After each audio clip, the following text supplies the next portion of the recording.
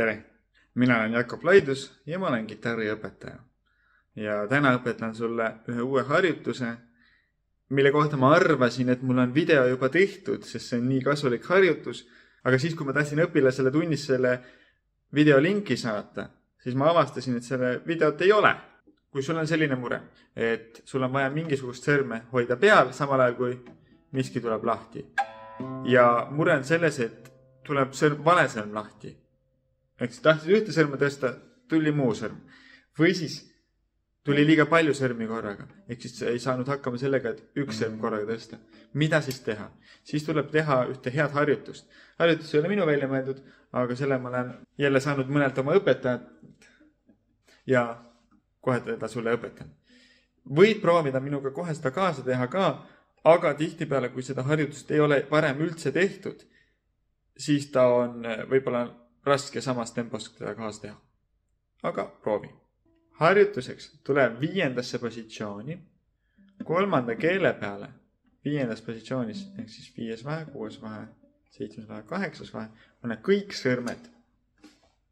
Ja nüüd hakkad paari kaupa neid tõstma siis üles ja alla, üles ja alla. Ja esimene ongi 1 ja 2 sõrmed. 1 läheb teisele, 2 läheb 4.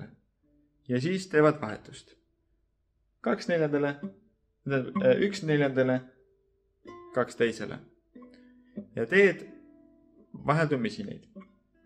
Ja läheb nii palju aega, kui läheb. Panen, vajutan. Hiljem, kui sa oled selle harjutusega juba tuttav, siis see, vajutad niimoodi, et sa kuuled sealt nooti ka, on lihtsalt boonus. Alguses on see, et ühtepidi panen, vajutan. Teistpidi panen, vajutan. Ja näiteks 4 korda mõlemat pidi. 1, 2, 3, 4. Tehtud. Siis järgmine level on 2. ja 5. keel.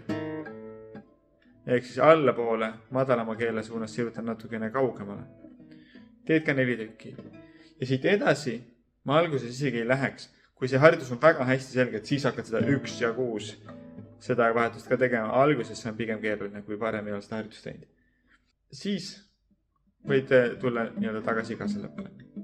Aga tegelikult täitsa okei on see 2, 4, 2, 4, 2, 4 ja siis 2, 5, 2, 5, 2, 5, 2, 5. Aga võid 2, 4 peale tagasi tulla, teha paar korda seda ka. Ja nagu sa ilmselt ka juba arvasid, järgmine on 2 ja 3. Täpselt sama asja. 2, 4, 2, 4, 2, 4, 2, 4. Teed 4 tükki ära. Ja sellise kiirusega, nagu sul vaja on. Siis on jälle 2, 5.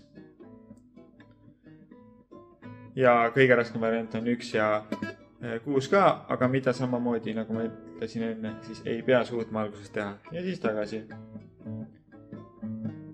Ja 2, 4, 2, 4 ka. Nüüd võtad 3 ja 4. Ja see on tavaliselt kõige keerulisem alguses. Sest need 3 ja 4 on kõige rohkem üksteisega ühendatud, et nad tahavad teha sama liigutust, aga kui sa paned nad eri liigutust tegema, siis nad ei taha sõna hästi kuulata. Ja siis jälle 5 ja 2. Ja nüüd siin see 1 ja 6 on päris keeruline. Esiteks võtab mõttejõudu ja sõrmejõudu ka. Ja kindla peale igat sa võid ka lõdvestada käe. Lased lõdvestad, sellepärast, et kui sa varem ei ole teinud, siis tekib kindlasti kätte selline ebamugav pinge, mida siis peale igat harjutuse juppi saad vabastada. Ja alguses ma rohkem ei teekski. Kõik sõrmepaarid eraldi. Ja siis seda harjutust teed julgelt mitu nädalat. Ja sealt edasi on see, et kui tahad veel raskemaks, veel keerulisemaks. No siis on juba see, et hakkad 1 ja 3 hakkavad käima samal ajal ja 2, 4 on peal. Ja siis ongi see, et 2, 4 liiguvad eraldi. Ja 1 sõrmepaar on veel jäänud, on 1 ja 4, eks ole. Aga see ongi siis, kui sul juba kõik muu toimib hästi.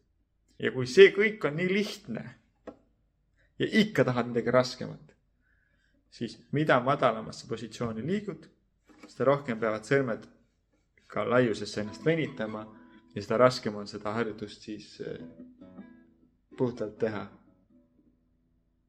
Eriti seda 4 ja 3. Ehk siis kui tahad endale challenge'it, siis see on täitsa hea soovitus. Ja selle harjutuse hea sõber on ka Patricku venitus number 1, mille videot sa võid vaadata järgmisena, sest see treenib sarnaseid asju pisut teise nurga alt. Head harjutamist!